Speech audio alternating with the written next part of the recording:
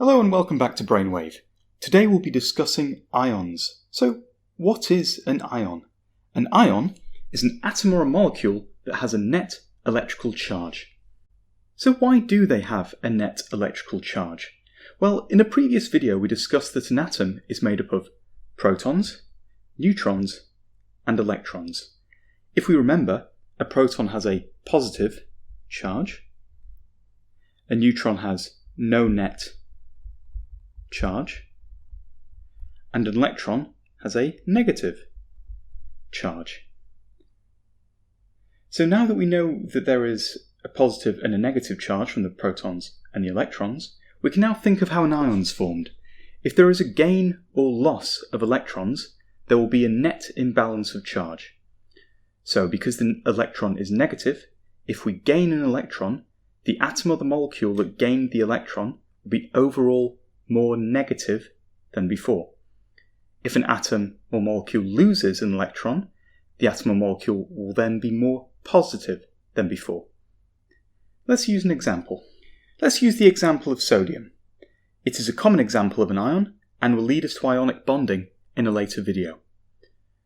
Sodium has an atomic number of 11, thus it means it has 11 protons and 11 electrons. We're not going to discuss neutrons here, as sodium has 3 natural isotopes and 21 isotopes overall with quite varying numbers of neutrons. So for simplicity's sake, let's forget about neutrons for now and just focus on protons and electrons. We've drawn sodium already. We have the nucleus in the centre and the electrons surrounding it. Remember, this drawing here is not it's just a simplified model of the sodium atom. Let's say that sodium was to lose one of these electrons. Let's lose this one here.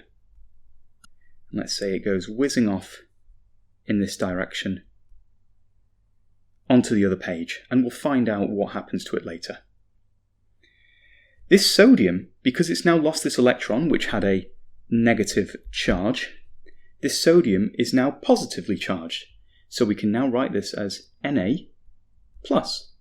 It has got a net positive charge of 1, so Na+. The sodium is now also called a cation. Let's go on with another example. If an atom or a molecule is able to lose electrons, well, therefore an atom or a molecule must be able to gain electrons as well. Let's take the example of chlorine. Chlorine's a chemical element with the atomic number of 17. So that must mean it has 17 protons and 17 electrons.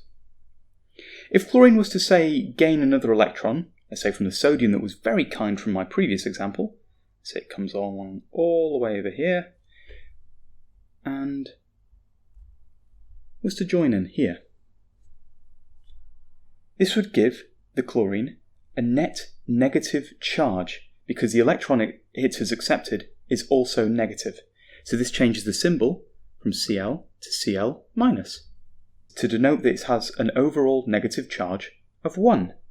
The chlorine is now called an anion.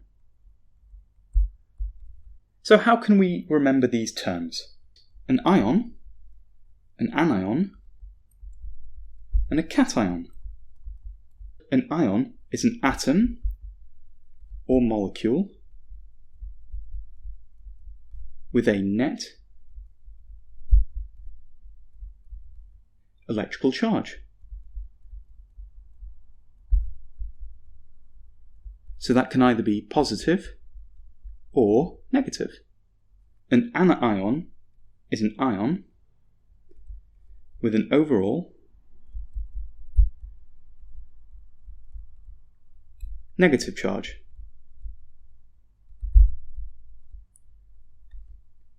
And a cation is an ion, an overall positive charge. So how do we remember the difference between an anion and a cation? The way I remember it is an anion is a negative ion. A negative ion. And a cation, well, you've got the word cat, and cats are, well, positive. So a cation is positive. Thank you very much for watching. I hope you enjoyed the video, which was a basic introduction to ions. If you liked the video, please don't forget to like, comment and subscribe, and write anything down below which you'd like to see in the future. Thanks again. Take care. Bye-bye.